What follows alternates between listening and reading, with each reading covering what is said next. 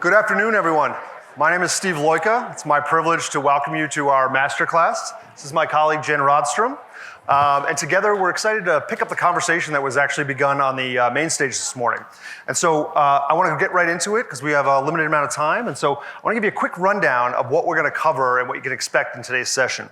So we're going to start out by reinforcing why businesses really need to get serious about thinking beyond surveys. We'll talk about the places along the customer journey where your customers might be telling you more than you think about their needs, expectations, motivations, where they're struggling, and how you tap into those signals. We'll talk about what signals you may want to start prioritizing based on your organization or your program's goals. And then we'll talk about how you engage and enable the broader enterprise in your business to ensure that you're contributing to and realizing tangible business outcomes. I like to start off these presentations with questions. So we're going to do this by a show of hands.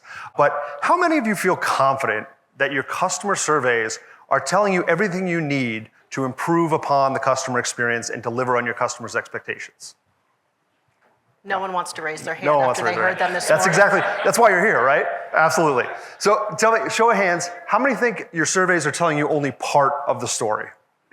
Obviously, right? How many of you have ever looked at your survey data and thought, this doesn't align to what I'm seeing in actual customer behavior, right? Absolutely. So I think it's obvious that organizations like yours and others are feeling the limitations of a survey-only or a survey-heavy approach to customer feedback collection. And the reality is you're not alone, right? In addition to all your peers in this room, your customers are feeling the limitations too, right? They're tired of being asked for feedback that they don't think is actually going to contribute to any real tangible change for them and their future experiences, right? They're skipping surveys or they're giving half-hearted, rushed answers to surveys. They're skipping them and they're saying one thing and doing another, right? That's that disconnect between stated intention and the actual customer behavior. So where does this leave us, right? It leaves us with a fragmented view of our customers. Over the last 2 decades, response rates to customer surveys have plummeted from around 30% to below 10% on average today. Too often, these surveys represent a negative touch point in the broader customer journey because they feel disconnected from the actual experience that your customers are having. And they have that perception that's been informed by previous experiences that nothing's going to change as a result of the feedback that I give, so why bother responding at all? And so I want to give you sort of an illustrative example here. Picture this, that a few weeks ago, you used your reward points to upgrade yourself to business class for the trip here, right? And you travel here to Las Vegas, and the experience in business class is broadly stellar, right? But when you arrive here in Las Vegas, you realize that the airline has lost your baggage, or they've redirected your baggage, right? And so you show up here today in your travel clothes, and you receive an email with a question: how likely are you to recommend this airline to a friend, right? We've all gotten that. So be honest, who's responding to that survey? Very few of us, right? Well, one, right? And is it because you're like me and you do this for a living and you want to see how poorly designed or how well it's designed, right? Yes. But the majority are not going to answer that, right? If they do, it's not going to tell the full story of that booking to arrival travel experience. And so it leads me to my next point. The feedback we collect via surveys largely results in inconsistent data. The majority of respondents to surveys, as we all know, represent the sort of emotional extremes of our customers, right? They're either the most satisfied or the most dissatisfied. And you couple that with poor survey design, poor sampling strategies, and the data you get back is hardly actionable. And so, hopefully you had a chance, I don't know if anybody, show of hands, had a chance to attend our colleagues' masterclass this morning around designing impactful surveys. If not, you'll catch it on replay in the coming days. We'll have those recorded and sent out. But I plugged this session because good survey design, coupled with alignment to broader customer communication strategies, and integration with operational data that can help contextualize the feedback that you are getting, can alleviate some of these limitations. But the last limitation that I want to highlight before we get further into this is the lack of predictive value, right? Surveys reflect past experiences that have occurred in multiple channels across dozens of touch points, and they offer limited lagging insight. Even when customers respond thoughtfully, you often don't get the entire story of their experience with your brand. Or they're telling you something and then they're going on to do something else, right? And so that gap between stated intention and actual behavior is influenced by a number of different factors that happen across those subsequent touch points. And so, what's the alternative, right? Well, you heard about this morning. The future of customer listening is not about asking your customers about the experiences that they've already had with you, right? It's about going to where the experience is lived and the conversations are happening and listening to the signals they're already giving you and meeting them where they are with an experience that feels like you understand where they're trying to go and what they're trying to accomplish. So last question to the audience. How many of you have been part of a large CX initiative that was driven primarily by survey feedback? Anyone? And how many of you ended up with outcomes or results that didn't quite match what you had expected, right? So I want to introduce you to Generic Insurance. This is a company that's been struggling to grow. Costs have outpaced revenues, driven largely by an inability to retain customers. And their relationship surveys are telling them that they got an NPS roughly around 25, largely below the industry average. Now, when the executive team meets to discuss their annual goals, they identify a few familiar favorites, right? We can all relate to this. They want to reduce costs, they want to drive revenue, and they want to improve loyalty. So they go out and they engage their channel leads, their line of business leads, their insights teams. And they say, what can we use to determine how we're going to solve for some of these and how we're going to meet these corporate goals for the year? And what they get back from their insights team and their channel leads is that the highest cost to serve is in the contact center, right? However, it's also where they see some of the highest scores for agent satisfaction. And then as I mentioned earlier, they have their relationship surveys that are telling them that likelihood to recommend is quite low, right? And so ultimately, the leadership team decides that the best way to bring down cost and improve the customer experience is by developing a new claims experience. They develop an entirely new digital ecosystem, a new app, and they launch this with big fanfare. Now, 6 months later, costs, revenue, loyalty, all remain the same. So what are they missing? To understand that, let's meet Joe.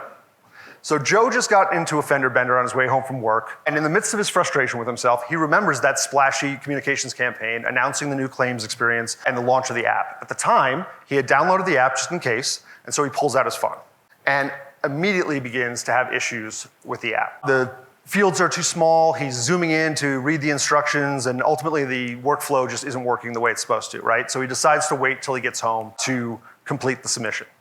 When he gets home, he logs into the insurance portal, and he realizes that none of the steps that he had actually completed were saved, right? So he's starting again. And so frustrated, he logs on and he tries to submit all the claims information. He has questions about some of the fields and the information that is being asked, things like location, in which he interprets to mean, where's vehicles registered and where he's located. And then ultimately at the end, he goes to submit pictures of the accident as is required, but ends up hitting a wall again and again. And so he's navigating back and forth between an FAQ page and steps in the form, trying to resubmit those photos, and ultimately it just doesn't work. So he contacts the chatbot, right, or he engages the chatbot. And unfortunately, all it keeps doing is feeding him again and again the FAQ page that he was already using. So he decides, he types in speak with an agent. He's connected with a phone number that he has to then call himself, and he's ultimately connected with a contact center agent. That agent, though, is extremely empathetic, patient, extremely helpful, right? She says, that location, that's actually where the accident happened. She gives him a PDF that he can fill out to further the claims process. She gives him an email address where he can submit this claim and the photos. And ultimately, it works for him, right? And so he goes back to his computer, he does this, and ultimately he's able to complete the submission. This workaround for this new digital experience, new claims experience, has worked, but ultimately it's bypassed this brand new splashy experience that they've developed. 2 days later, Joe gets an email with a request for feedback. And it says, how would you rate on a scale of 1 to 10 your claims experience? Joe thinks to himself, I haven't gotten a notification that my claim was processed, that it was approved, so it's not over yet, my experience isn't done, so he ignores the survey. Now, Generic is largely blind to this entire experience that Joe has had, right? Traversing multiple channels and trying to submit multiple ways to get this claim done. Frustrated though, he goes out, and he tweets about the experience and tags generic, right? So at least they're alerted to a point of frustration. Let's consider an alternative though. So instead of asking about the claims experience, the request for feedback is about the agent experience, which was a positive touch point in his journey. As such, he rates it a 10, right? But he's still frustrated at the broader experience. In fact, writing in the comment section, your new claims experience is awful, right? And then he goes out and he tweets about it again. So what did generic miss? They missed a lot in this journey, right? A lot of opportunity in which they could have helped interdict and further Joe's claims experience. Had they been listening where the experience was unfolding, starting in the digital channel, they would have been able to identify where he was struggling in the app, perhaps interdicting proactively and helping him complete that claims process. They could have gone back and watched the session replay, or as you heard this morning, use the smart summary to identify what's driving this broad trend of self-service abandonment that we're seeing. He transitions into the conversational channel, and in that channel, had they been listening there, they would have understood that he was struggling with uploading photos, understanding what information was required, and an analysis of those chat transcripts could have helped them train the chatbot more effectively, right? Update FAQ pages, and overall improve the experience for future customers who are going through the same challenges. An analysis of the call to the contact center would have also identified all of these other challenges that he encountered on his way to submitting that claims experience and given context to what the contact center agent ultimately just flagged as claim support, right? And so in addition to knowing that this was a claim support service request, they would have been able to identify all of these other precursor issues and gone upstream and tried to address those for future customers. Now, social listening is largely a reactive channel, but by understanding what problems are surfacing, you can proactively identify solutions for future issues, thereby influencing future customer behavior and influencing overall brand reputation. So there's a lot of opportunity to understand what's happening within this journey that you're currently not seeing or hearing. And so I know this feels like a lot of new channels, new touch points to potentially be listening at, right? And investments that you have to now go make a case for. But there's real opportunity here to contribute to tangible business value like cost reduction and improvement in loyalty and retention.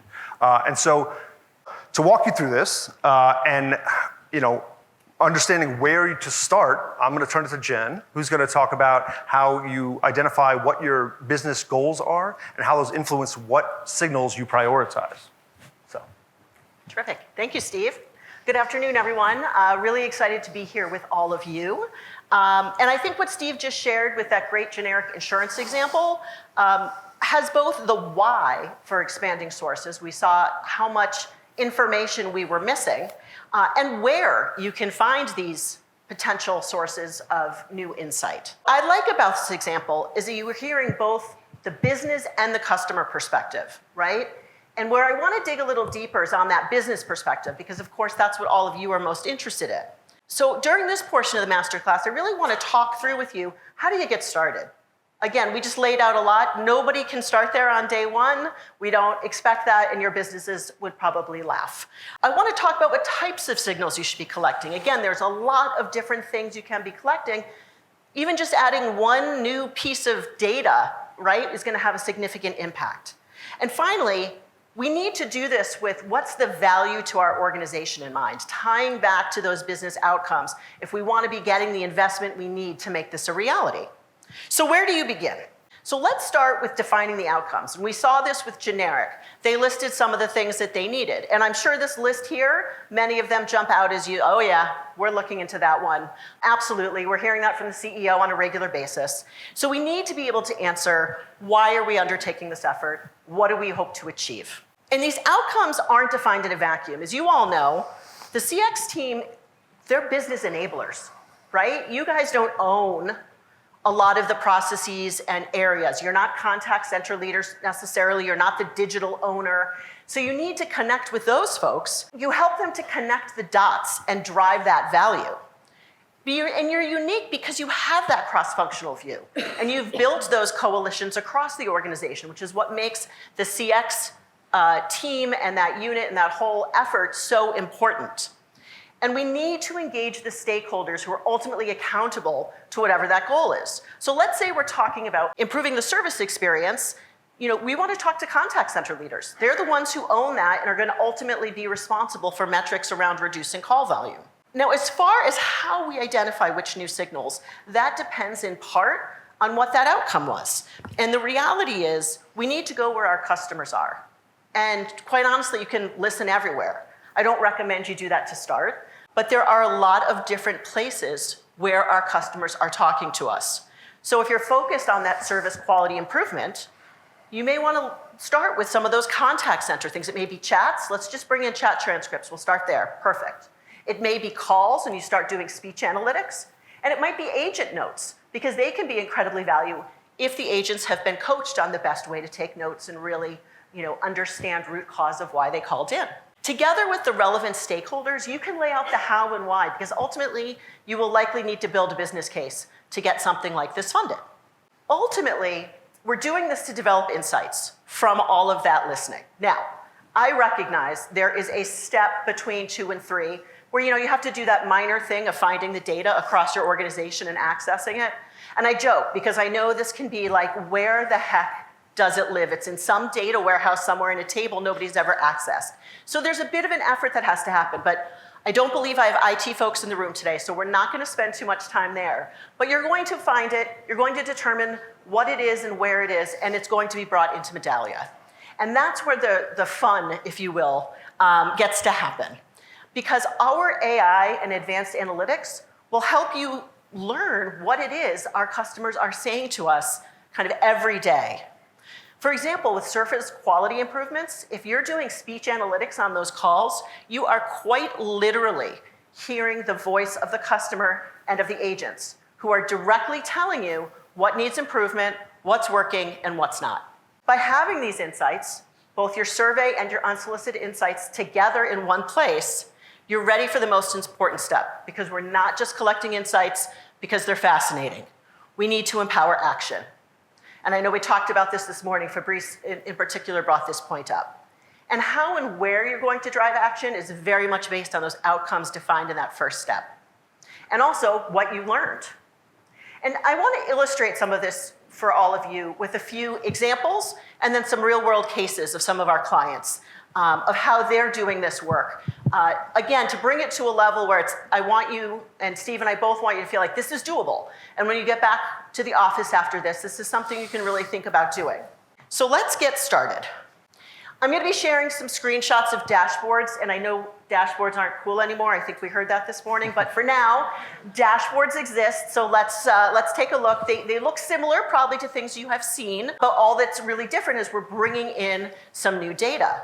So if we look at a retail example, where the goal or outcome might be something like increasing revenue, particularly in our lagging regions. Any of you with in-person, multi-unit types of businesses are familiar with this. And with our traditional voice of the customer surveys, we're doing those post-transaction surveys, right? Or the post-visit survey, which are valuable.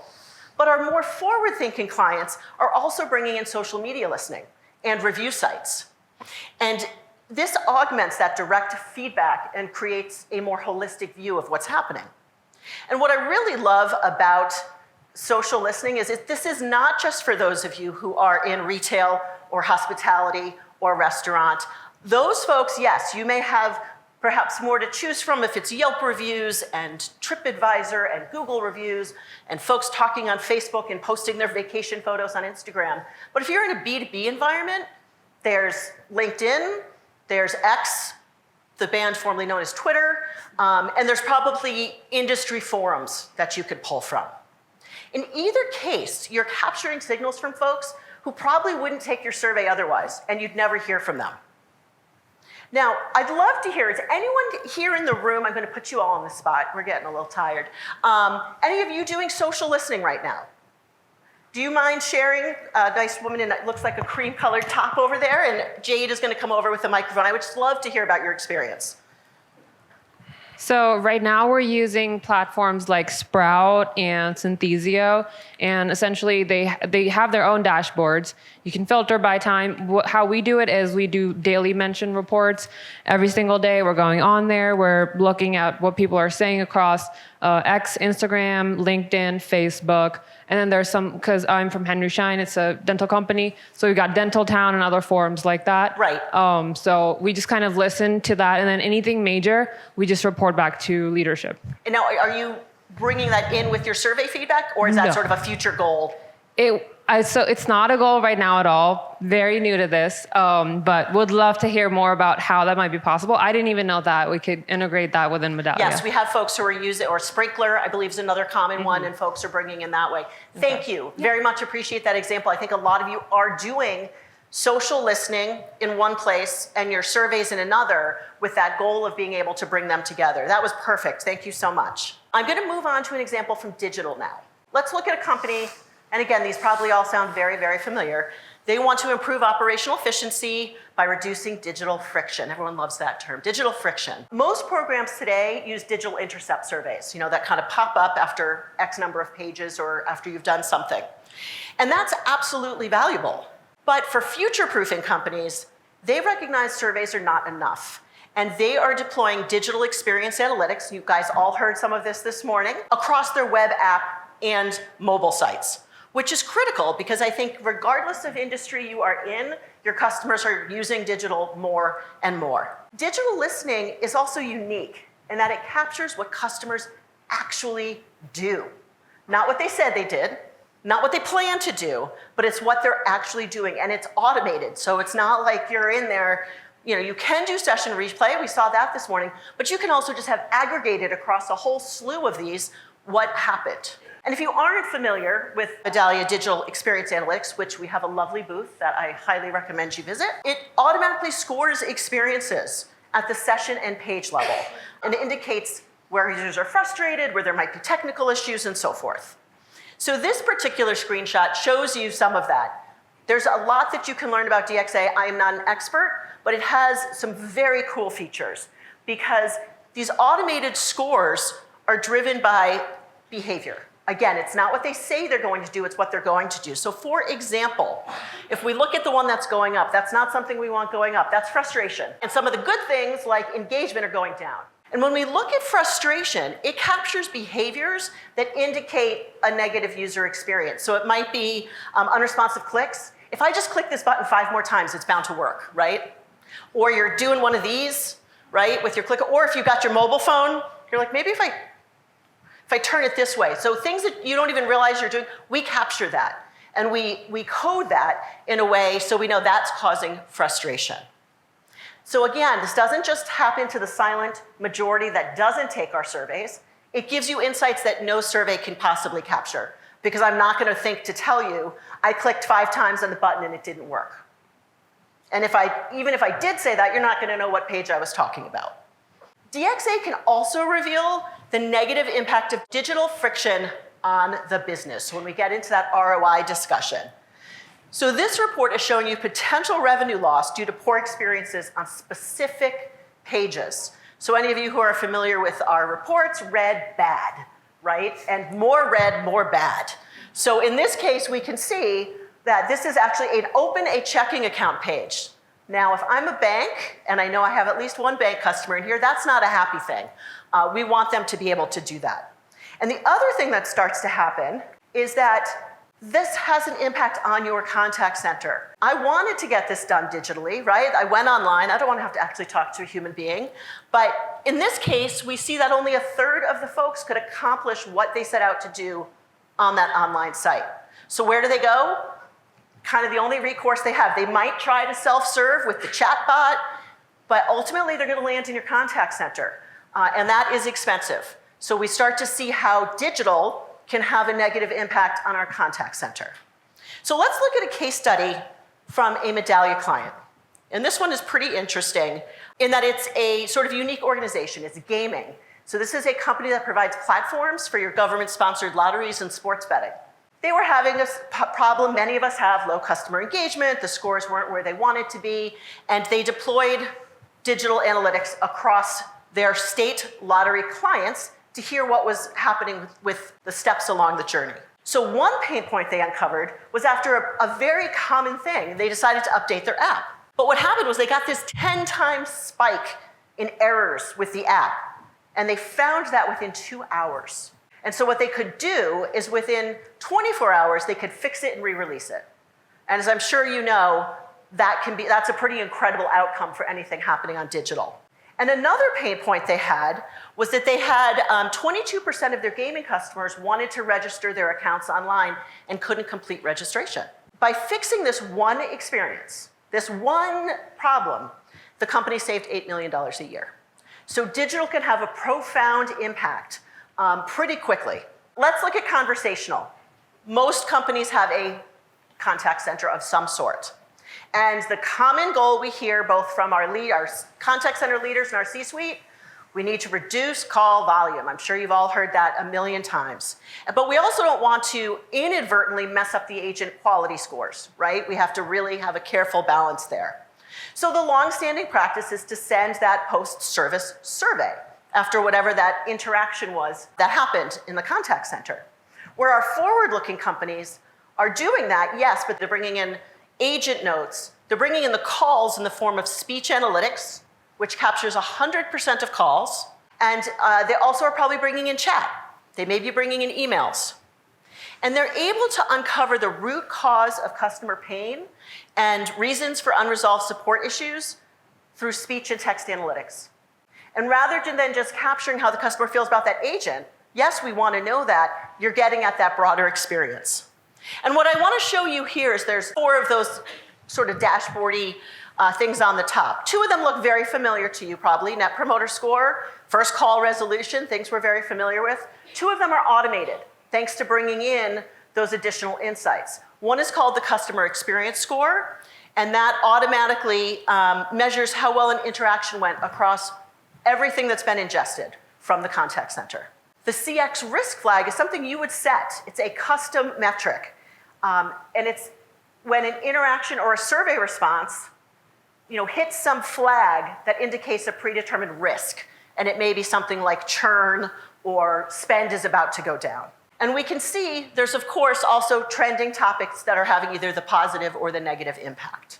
But again, we also want to make sure we're keeping an eye on how our agents are doing. And it might be at the broad organizational level, it might be at the team, or even the individual level. And again, 100% of calls are automatically scored for quality. I don't know how many of you worked at a contact center or heard the pain of your contact center people, but listening manually to calls is incredibly time consuming. And instead, you can have your supervisors and managers focusing on coaching and improving call quality, because now they're not having to do all that listening and they can focus on the action part of things. So really huge opportunity. The second charts here are showing some very interesting, again, automated findings, looking at what was that experience like on the phone? Was there an agent greeting? Was there clarity and politeness? Was there like really weird periods of silence? And did they talk over each other? And so that gets rated as well. And of course, there's also a lot of emotion that you can be getting, not just from the customer, but from the agent. So one example that I want to share comes from the world of banking. And this was a regional bank that used speech analytics to reduce costs and improve the customer experience. So this bank wanted to learn more about what's driving our customers, how do we deepen our relationships, and accelerate issue resolution. So they had around 1.2 million calls a year. And again, they used speech analytics to do some automatic dispositioning or assigning of reason codes, and it allowed them to see what every call was about. And using speech analytics and the sophisticated AI that we have, they uncovered insights that allowed them to make changes that resulted in millions of dollars in cost savings, as well as a 20% improvement in first call resolution. And when you try to move first call resolution, that can be a nasty metric. So pretty impressive results. Now I have one final example. This is the big kahuna. This is the holy grail. We have up here the digital channel, the social channel, conversational customer, conversational agent. Oh my goodness, you can see what's driving things, top scores, bottom scores. You can have a field day. And so one of the things that's interesting here is you start to look at the scores, you can see, well, what am I hearing maybe kind of universally? And we see some of that frustration that's coming through in digital. particularly around malfunctions and search, is hitting every channel. So that's telling you, wow, this is something pretty serious. And there's obviously other things you can do. Now, again, not day one. This is further down the road and something you can aspire to. So I just wanted to show you what's possible. But to get there, we have to, one bite at a time. So let's just review a few of the things for you to think about as you go back and start having conversations about this. Because we want to be bringing these valuable data sources together and want you all to be successful. Number one is engage key stakeholders. We cannot do this work alone. And to engage key stakeholders, you have to speak their language. Sometimes the customer experience thing doesn't really work for them. It's not customer experience for customer experience sake. It's we need to improve how our agents are doing. We need to reduce call volume. We need to shorten average handle time. When you start talking about things that they're measured on, you get their ear. And what's great is not only will you then be improving the contact center metrics, you're bound to be fixing the customer experience as well. To get to root cause, which is ultimately where we're trying to go, we have to make sure we identify the right new signals.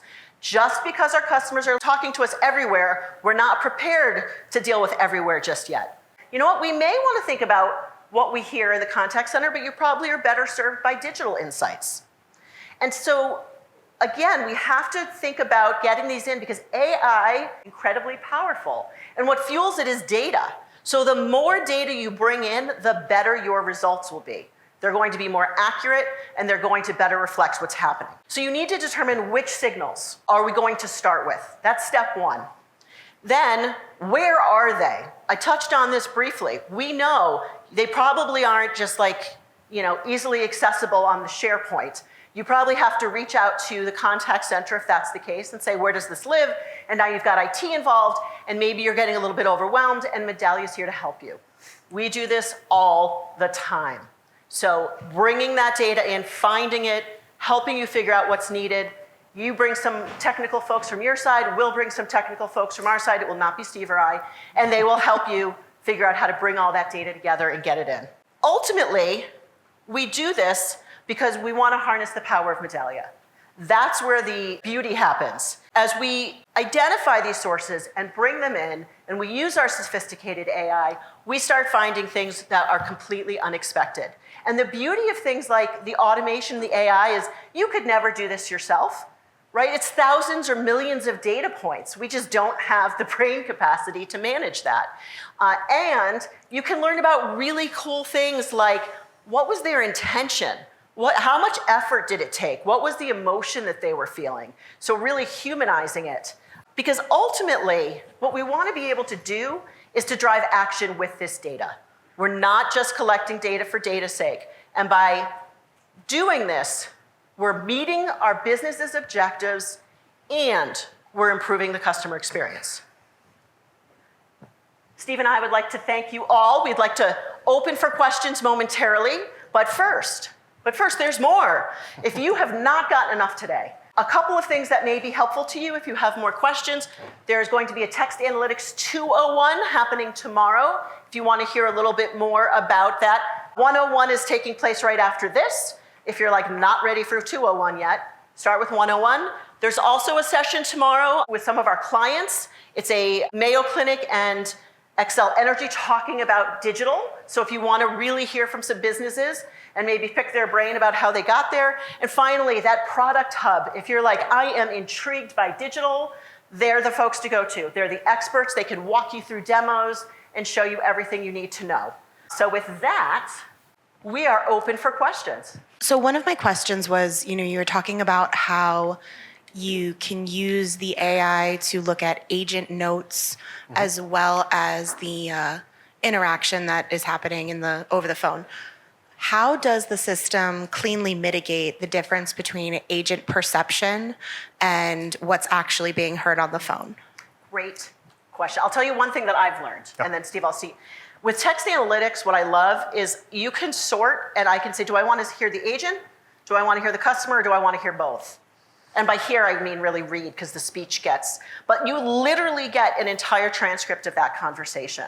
So you can, if you're like, I don't really know what's happening here, you can read through it. It's also flagged. So if, let's say it was a 5-minute call, that's a fair amount of conversation. It highlights for you with our usual red and green, what's positive, what's negative. And so oftentimes you'll hear, I'm so frustrated from the customer, and then the agent, perhaps an agent notes, right, the customer's very frustrated. And so I think there can be some of that friction of they're not completely aligned, but that's where it can be helpful to not just have agent notes, because that may be their perception versus what actually happened during the call. Does that at all help to answer it?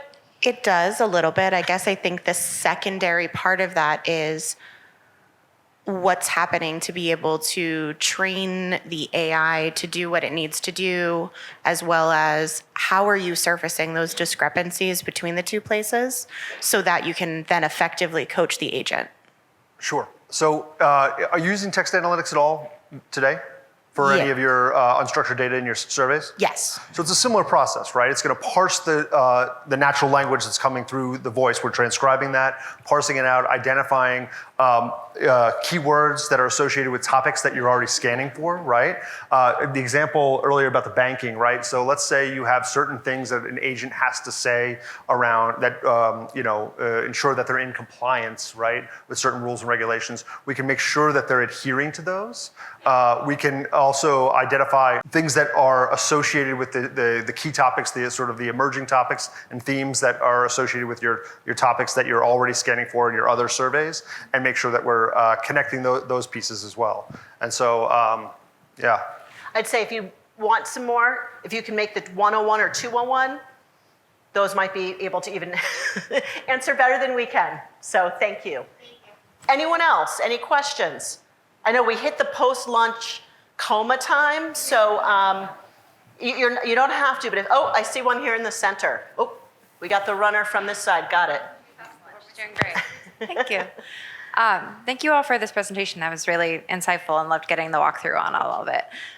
The outer loop component of this omni-channel makes a ton of sense. It's obviously aggregating data across a ton of different channels, and you're able to see where pain points are coming through, which is, again, fantastic to see.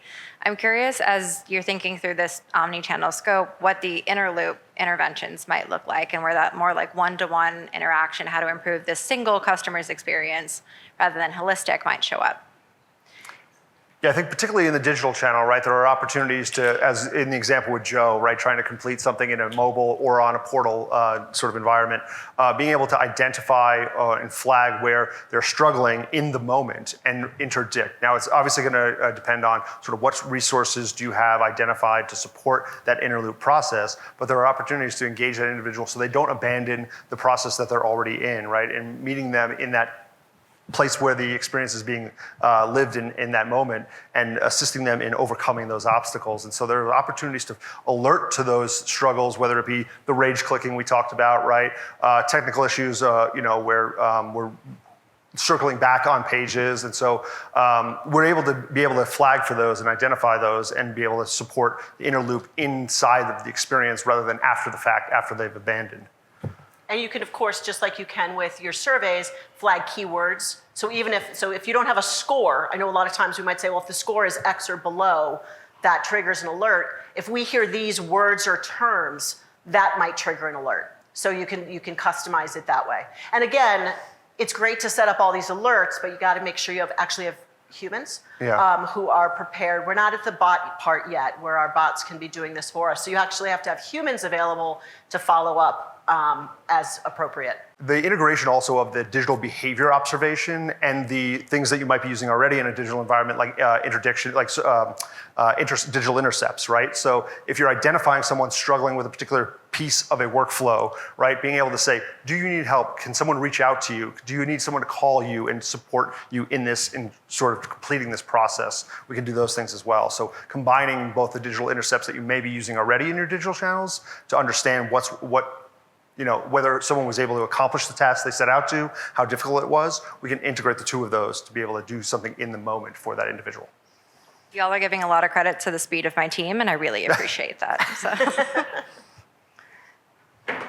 All right. Well, thank you, everybody. Steve and I will be loitering for a little bit if you have any questions. I know Text 101 is going to be in here next if you want to learn some more about text analytics. And thank you so much for joining us.